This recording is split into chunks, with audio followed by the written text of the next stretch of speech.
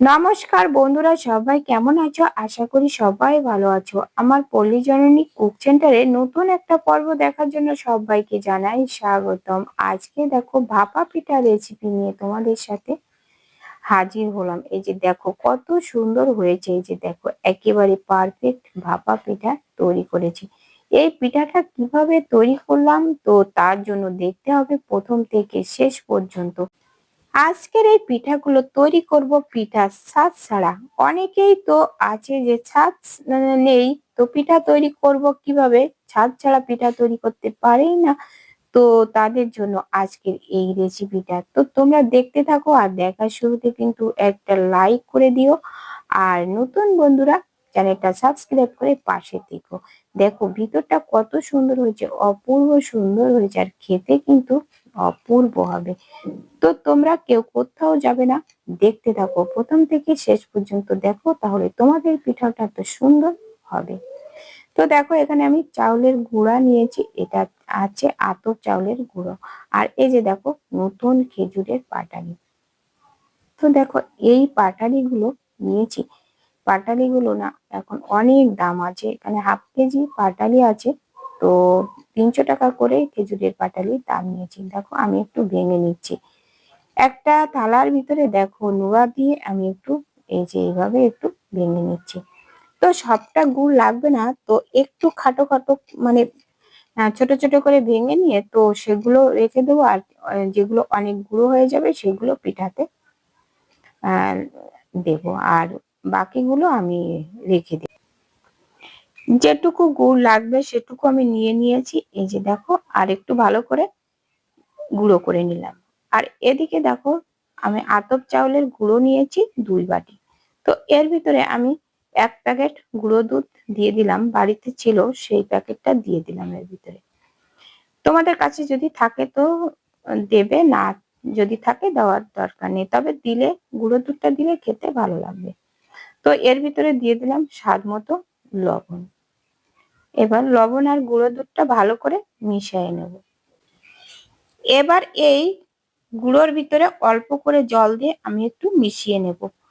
তবে আমার এই গুঁড়োটা কিন্তু ভিজে গুঁড়ো আছে, তো এই জন্য বেশি জল দেওয়া লাগেনি। তো দেখো এবার আমি এই বাটির ভিতরে, এই যে দেখো একটা বাটি নিয়েছি, বাটির ভিতরে অল্প একটু দিয়ে দিলাম।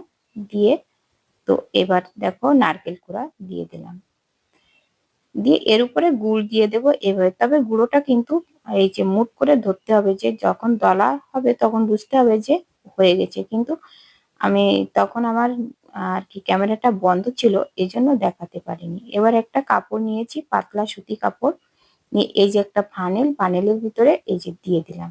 দিয়ে এভাবে আলতো করে একটু টোকা দিয়ে তো এই যে দেখো এভাবে বাটিটা আলতো করে বের করে নেব। তো এই বাটিতে যে ডিজাইন, এই ডিজাইনটা চলে আসবে। এই যে দেখো কত সুন্দর হয়েছে। তো এবার এই কাপড়টা এইভাবে আলতো করে এর উপরে দিয়ে এবার আমি গ্যাসের চুলায় চলে যাব। গ্যাসের চুলায় আমার জল গরম করতে দেওয়া আছে প্রেসার কুকারে। তা জলটা গরম হতে হতে এদিকে আমি আরো আরো একটা পিঠা রেডি করে রাখবো। এই যে বাটিতে আমি দেখো এইভাবে দিয়ে দিলাম। তবে গুঁড়োটা কিন্তু চেক করে নিতে হবে, যে হাত মুঠ করে ধরতে হবে গুঁড়োটা, তাহলে যখন দলা হবে তখন বুঝতে হবে যে রেডি আছে। কিন্তু আমি যেহেতু নতুন এখন গুঁড়ো করা এই গুঁড়োটা, এই জন্য, আর তাছাড়া ক্যামেরাটা তখন বন্ধ ছিল, তো এই জন্য সেটা দেখাতে পারলাম না। তো দেখো গুড় দিয়ে আবার এরকম আলতো হাতে এটা আমি রেডি করে এবার চলে যাব গ্যাসের চুলায়। এই যে দেখো জলটা কিন্তু আমার গরম হয়ে গেছে, এই যে ফুটতে শুরু করে দিয়েছে। এ পর্যায়ে দেখো আমি চাপাটা লাগিয়ে দেবো। তো চাপার এর উপরে দেখো যে শিশির কাছে আমি কিন্তু একটা কাপড় জড়িয়ে নিয়েছি সুতো দিয়ে, যেহেতু ফানেলটা দিলে আর কি বেঁকে যাচ্ছিল এর জন্য। তবে এখানে একটা কাপড় বেঁধে নেওয়াতে ফানেলটা কিন্তু সোজায় দাঁড়িয়ে থাকবে। এই যে দেখো এভাবে দিলে এটা সোজা থাকবে। তো এজন্য এই যে দেখো এভাবে সোজা হয়ে থাকবে।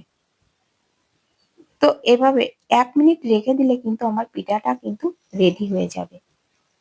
তো দেখো কত সহজভাবে আমি আজকে পিঠাগুলো তৈরি করে নিই, মাত্র 1 মিনিটই রেখে দিলে কিন্তু পিঠাটা হয়ে যাবে। তো নামানোর আগে কিন্তু গ্যাসটা বন্ধ করে নিতে হবে। অনেক সময় হাতে আর কি তাপ লাগতে পারে। তো তোমরা দেখতে থাকো, আশা করি ভালো লাগবে। এক মানে খুব কম সময়ের ভিতরে কিন্তু অনেকগুলো পিঠা তৈরি করা হয়ে যাবে। এই যে দেখো একটা হয়ে গেছে, দেখো কত সুন্দর হয়েছে। তবে একটু ঠান্ডা হলে এটা বের করলে কিন্তু ভালো হয়। এই যে দেখো কত সুন্দর হয়েছে। তো বাকি পিঠাগুলো কিন্তু আমি একইভাবে আমি তৈরি করে নেব। এই যে দেখো এর মধ্যে 3টে পিঠা কিন্তু আমার হয়ে গেছে। আর যখন দেখতে হবে বাটিটা একটু ভিজে আছে, তখন কিন্তু একটু গুঁড়ো দিয়ে বাটিটা মুছে নিতে হবে। তো একটু নারকেল কোড়া দেব আর একটু গুড় দেব। এভাবে বাকি পিঠাগুলো তৈরি করে নেব। এই পিঠাগুলো না বাচ্চা থেকে বড় এই শীতের সময় সবাই না পছন্দ করে। এই যে দেখো কত সুন্দর হচ্ছে।